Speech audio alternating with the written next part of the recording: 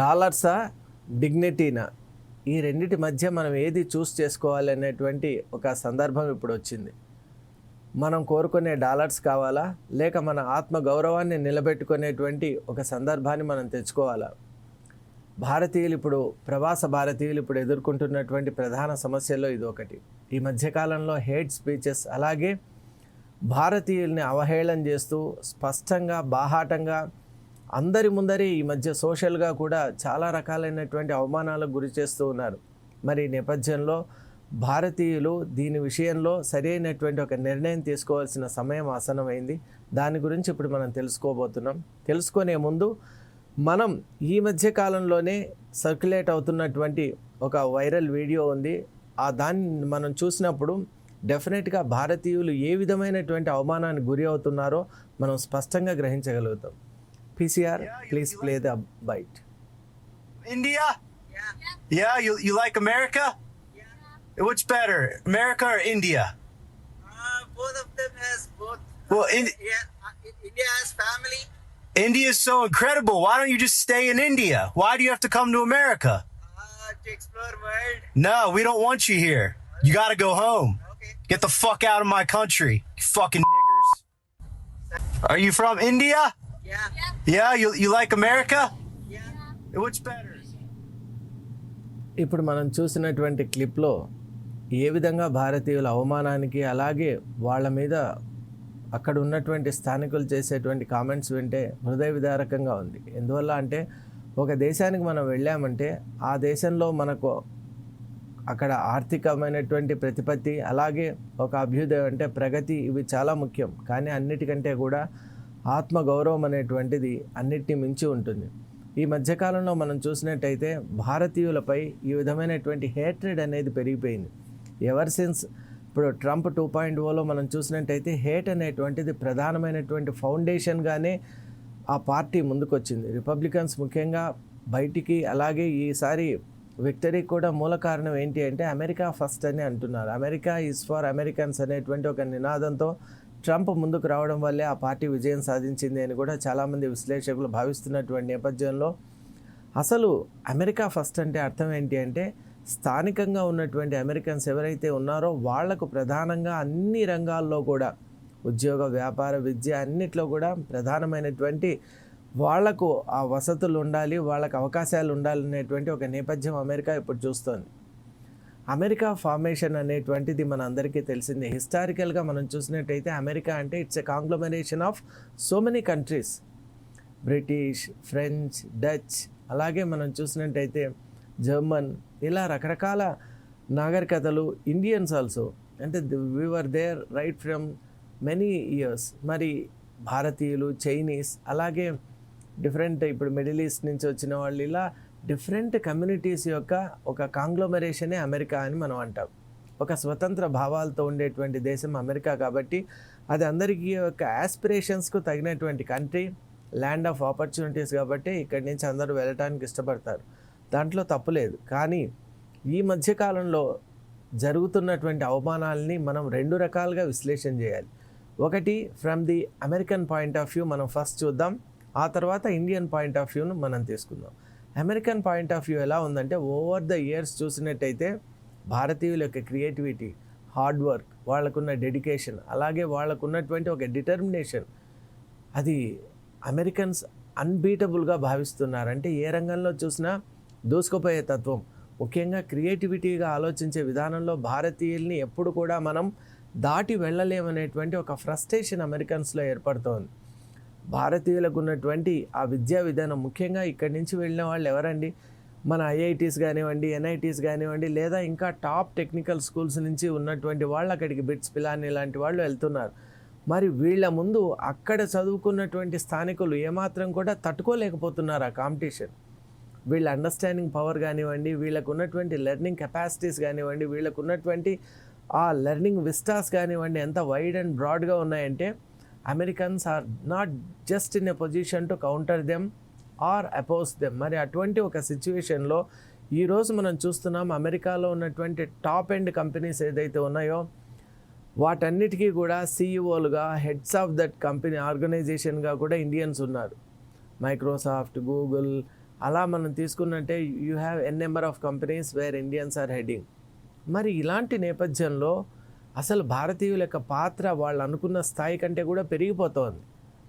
దీనికి అసూయ కూడా మరొక కారణం అని మనం చెప్పచ్చు. ఓర్చుకోలేకపోవడం, అంటే భారతీయులు ఎదగడాన్ని కూడా సహించలేక ఒక తత్వం అమెరికాలో బాగా పెరిగిపోతోంది.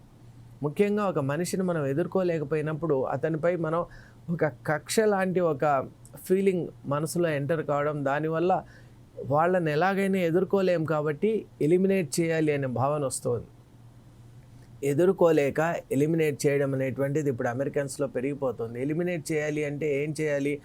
వాళ్ళని ఈ దేశంలో ఉంచకుండా ఈ దేశం నుంచి పంపించేసేయాలి. ఎప్పుడైతే ఇండియన్స్ ఉన్నంత వరకు వాళ్ళతో మనం గెలిచి వాళ్ళ మీద మనం పోరాడి గెలవలేమనేటువంటి భావన అమెరికాలో చాలా స్పష్టంగా తెలిసిపోయింది. అందువల్ల ఇప్పుడు రీసెర్చ్లో కానివ్వండి, ఈవెన్ పాలిటిక్స్లో కూడా వాళ్ళు ఒక డిటర్మినెంట్ రోల్ ప్లే చేస్తున్నటువంటి నేపథ్యంలో అమెరికన్స్కి ఒక భయం ఏర్పడింది. నిజంగా చెప్పాలి అంటే దీని భయం అనే అనవచ్చు, ఒక ఫోబియా ఏర్పడింది. ఇండియన్స్ అంటే ఒక ఫోబియా, అంటే సింహస్వప్నంలాగా అయిపోయింది. భారతీయులు ఎక్కడ ఏ రంగంలో ఉన్నా కూడా ఖచ్చితంగా వాళ్ళను దాటి మనం ముందుకు వెళ్ళలేమనేటువంటి ఒక ఫీలింగ్ వాళ్ళలో వచ్చినటువంటి నేపథ్యంలో వాళ్ళని ఇక్కడ ఈ దేశం నుంచి పంపించడం మినహా వేరే మార్గం లేదనేటువంటి ఒక అండర్స్టాండింగ్కు అమెరికా వచ్చేసింది. దానికి రిపబ్లికన్స్ చేసేటువంటి ఆ స్పీచెస్ కానివ్వండి, వాళ్ళు చూపించినటువంటి పిక్చర్స్ కూడా చాలా మటుకు తోడ్పడుతున్నాయి. అమెరికాకు భారతీయులు చేసిన సేవల్ని మర్చిపోతున్నారు. అమెరికా ఈరోజు ఇంత డెవలప్డ్ నేషన్స్గా ఉందంటే దాని వెనక ఉన్నటువంటి ఒక సుబ్రహ్మణ్య చంద్రశేఖర్ లాంటి ఫిజిసిస్ట్ కానివ్వండి, అలాగే ఇక్కడి నుంచి వెళ్ళినటువంటి ఇక సాఫ్ట్వేర్ అయితే పూర్తిగా మన వాళ్ళే అందులో లీడింగ్ రోల్ ప్లే చేస్తున్నటువంటి నేపథ్యంలో వాళ్ళు ఎకానమిస్ట్, అలాగే ఫినాన్షియల్ ఈ మేనేజర్స్ కానివ్వండి, అలాగే మనం చూసినట్టయితే ఈవెన్ మాలిక్యులర్ బయాలజీ కానివ్వండి, ఈవెన్ ప్లాంట్ జెనెటిక్స్ కానివ్వండి, ఇలా ఏ రంగంలో వైద్యంలో కానివ్వండి డాక్టర్స్ అంటే అమెరికాలో Indian doctors are much admired. ఎందువల్ల అంటే వాళ్ళలో ఎంపతి ఉంటుంది. కేవలం మనం పేషెంట్గా వాళ్ళని చూడకుండా ఇండియన్ డాక్టర్స్ వాళ్ళను ఒక ఇంటి వాళ్ళగా చూసి వాళ్ళ మనసెరిగి దానికి తగిన వైద్యం చేస్తూ ఉన్నారు కాబట్టి ఇండియన్స్ ఆర్ అడ్మైర్డ్ ఎవ్రీవేర్. మరి ఈ నేపథ్యంలో భారతీయులకు పెరుగుతున్నటువంటి ఆ ఆదరణ, అలాగే వాళ్లకు పెరుగుతున్నటువంటి గుర్తింపును అమెరికా ఓర్చుకోలేకపోతుంది. దానివల్ల అక్కడ ఉన్నటువంటి యూత్ అంతా కూడా అన్ఎంప్లాయిడ్గా మిగిలిపోతున్నారు. కేవలం గవర్నమెంట్ ఇచ్చే పెన్షన్స్ మీద బతికేటువంటి అవకాశాలు అక్కడ ఉన్నాయి. ఇక మరొక రకంగా మనం చూసినట్టయితే అమెరికాలో అన్ని రంగాల్లో కూడా భారతీయులు వచ్చేసారు. అక్కడ even in reality are in space research ప్రతి దాంట్లో కల్పన చావ్లా లాంటి వాళ్ళని మనం చూసాం. అంటే భారతీయులు అడుగుపెట్టని రంగం లేదు, విజయం సాధించని రంగం లేదు కాబట్టి భారతీయులు అంటే అంత భయంగా ఉంది. ముఖ్యంగా ఏషియన్స్, భారతీయులే కాదండి చైనీస్ కూడా, వీళ్ళు హార్డ్ వర్కింగ్కు ఒక పెట్టింది పేరుగా ఉంటారు.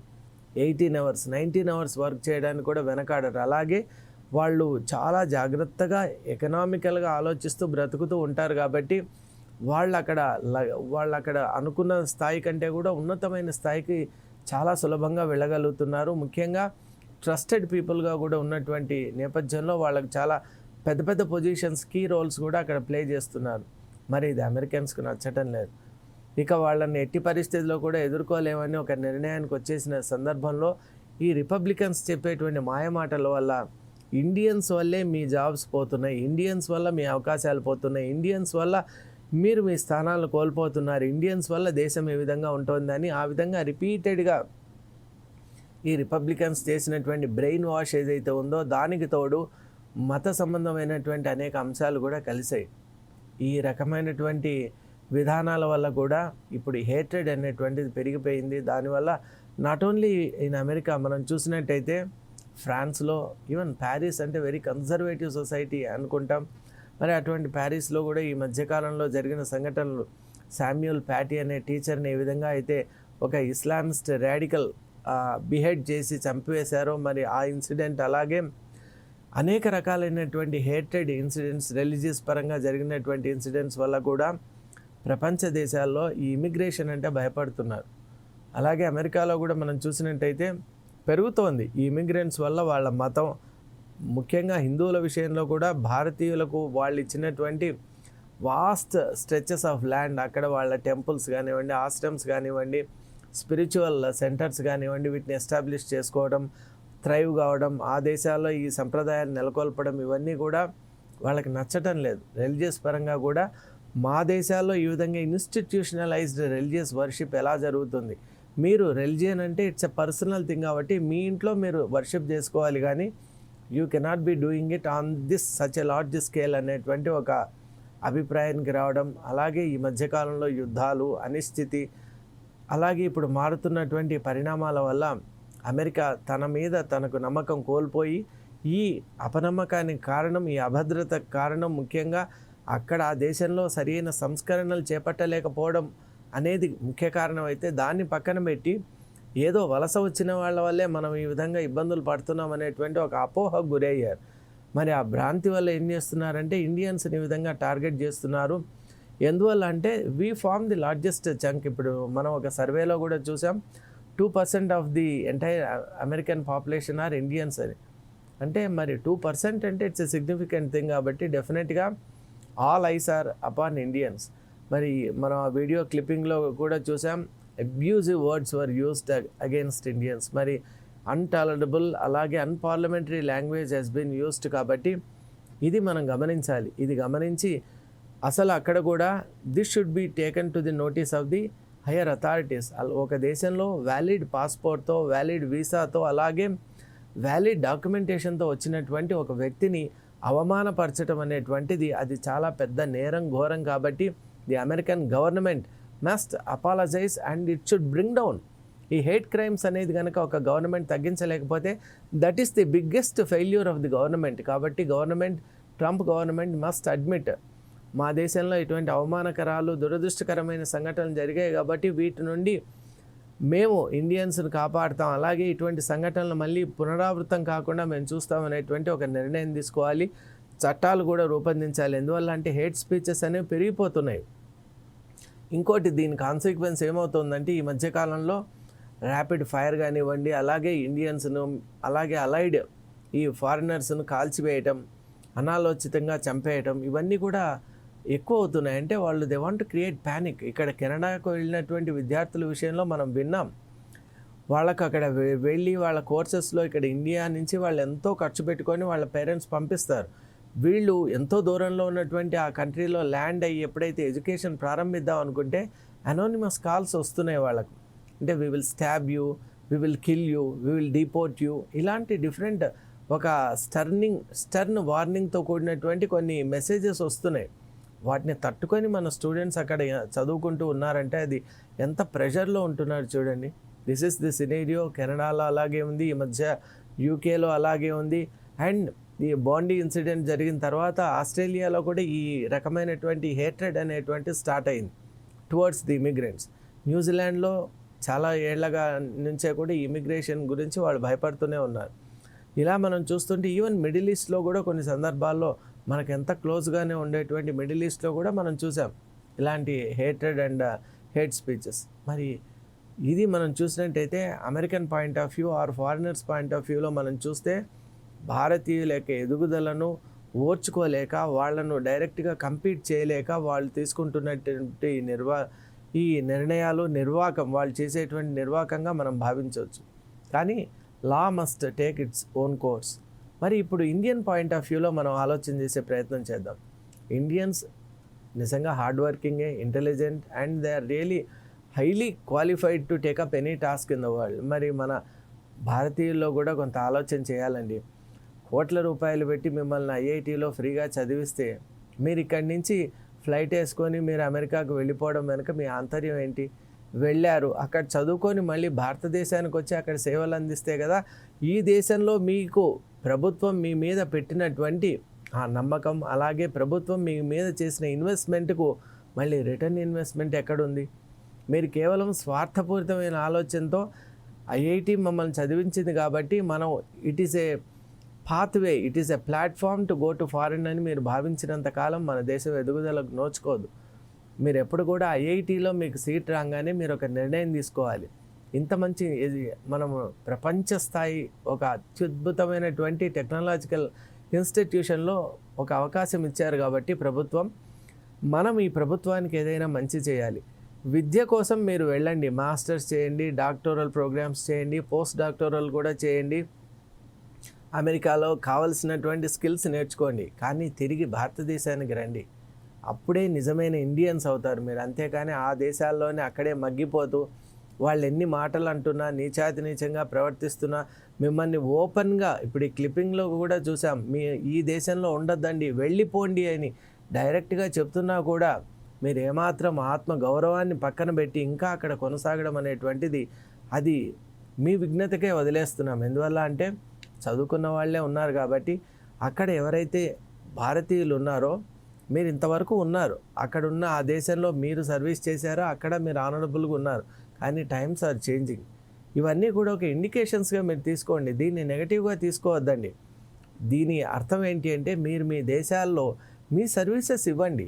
మీరు దీన్ని ఏదో అవమానకరంగా భావించి ఇక్కడి స్వదేశానికి తిరిగి రావడం అంటే మీరు ఏదో డిస్గ్రేస్గా భావించొద్దండి. మన దేశం పిలుస్తోంది. Bharat is waiting for you, Bharat is calling you, Bharat is really standing to take your services. కాబట్టి it's time, take a decision. మీరందరూ కూడా ఇది ఒక అద్భుతమైన మలుపుగా భావించి ఒక యూటర్న్ తీసుకొని మళ్ళీ భారతదేశానికి మీ enriched knowledge, wisdom, expertise, experience and with your resources మీరు భారతదేశానికి రండి. ఇక్కడ యూత్కి సరైన డైరెక్షన్ లేదు. వాళ్ళకి మీరు పరిశ్రమలు ఒకటి స్టార్ట్ చేయొచ్చు, అలాగే టెక్నాలజికల్ హబ్స్ స్టార్ట్ చేయొచ్చు, లేదా మీరు మీ టీచింగ్స్ ద్వారా కొత్త రకమైనటువంటి ఒక జనరేషన్ ఆఫ్ స్టూడెంట్స్ని తయారు చేయొచ్చు, లేదా మీరు మీ గైడెన్స్ ఇవ్వచ్చు, కౌన్సిలింగ్ చేయొచ్చు, ఎక్స్పర్ట్స్గా మీరు డిఫరెంట్ డొమైన్స్లో డీల్ చేయొచ్చు. అసలు భారత్లో ఎన్నో రకాలు, ఇప్పుడు భారత్ కూడా ఇన్ఫ్రాస్ట్రక్చర్ వైజ్ ఎంతో ఎదిగి ఉన్నటువంటి దేశం కాబట్టి మీకు పెద్ద ప్రాబ్లం కూడా ఉండదు. Standards of living have gone up కాబట్టి మీరు మీ ఫ్యామిలీ కూడా ఈజీగా ఇక్కడ రీమైగ్రేట్ అయ్యి ఇప్పుడు భారతదేశానికి వచ్చి ఇక్కడ ఒక స్వతంత్రమైనటువంటి జీవనాన్ని మీరు గడపచ్చు. మీరు ఏ దేశంలో ఎన్ని సంవత్సరాలు ఉన్నా మీకు ఎంత గ్రీన్ కార్డ్ ఇచ్చినా కూడా you are not equal to them అనేటువంటిది మీరు స్పష్టంగా తెలుసుకోవాలి. అఫీషియల్స్గా లెటర్స్లో మీరు యు ఆర్ అన్ అమెరికన్ అని ఉండొచ్చు, but you are never un-American. మీరు పుట్టింది భారతదేశంలో కాబట్టి మీరు ఎక్కడున్నా కూడా మీరు భారతీయులే ఎన్ని సంవత్సరాలైనా. కాబట్టి విత్ ప్రైడ్ నేను భారతీయుడిని అనేటువంటి ఒక ప్రైడ్తో మళ్ళీ తిరిగి రండి. ఈ దేశానికి సేవ చేయండి. మీరిచ్చే సేవలతో ఒక వైబ్రెంట్, ఈరోజు మీరు ఉపాధి వెతుక్కుంటూ మీరు అమెరికాకు వెళ్ళారు, రేపు పొద్దున మీ అందరి యొక్క కలెక్టివ్ సహకారంతో ఆ దేశాల వాళ్ళు మన ప్రగతిని చూసి ఆశ్చర్యపడి అక్కడున్నటువంటి వాళ్ళు ఈ దేశానికి వచ్చేటువంటి రోజును మనము నిర్మించాలి. అది ఎలా సాధ్యమవుతుందంటే మీలాంటి వారు రావటం వల్లే, మీ యొక్క సహకారం చేత ఇక్కడ దేశంలో ఎదుగుతున్నటువంటి సాంకేతికతను జోడించినప్పుడు ఈ రెండిటి యొక్క సంయుక్తమైన ఆచరణతో డెఫినెట్గా Bharat will become a giant in all the fields. అప్పుడు వేరే దేశాల నుంచి ఇప్పుడు ఎలా అయితే మనం వీసా, అమెరికన్ వీసా కోసం మనం ఎంతో ప్రయత్నం చేస్తున్నామో భారత్కు రావాలి, ఇండియా చేరుకోవాలనేటువంటి ఒక తపన ప్రపంచ దేశాల్లో మనం కలిగించాలి. అదే నిజమైన సక్సెస్. కాబట్టి టేక్ ది ఫస్ట్ స్టెప్. మీరు తీసుకునేటువంటి నిర్ణయం, ఈ అవమానాలు, ఈ బాధలు, ఈ అభద్రత, వీటన్నిటి నుంచి మీరు విముక్తులు కండి. వెంటనే take the next flight to India. మీరు తీసుకునే ఈ నిర్ణయం మీదే మీ ఫ్యామిలీ యొక్క ప్రోగ్రెషన్ కాకుండా మొత్తం మన దేశం, మన జాతి యొక్క ప్రోగ్రెషన్ ఉంది. కాబట్టి అక్రాస్ ఏ రిలీజియన్కి సంబంధించిన వాళ్ళైనా మీరు ఇండియన్స్ కాబట్టి come back to India, serve our mother land, make India great again. Thank you.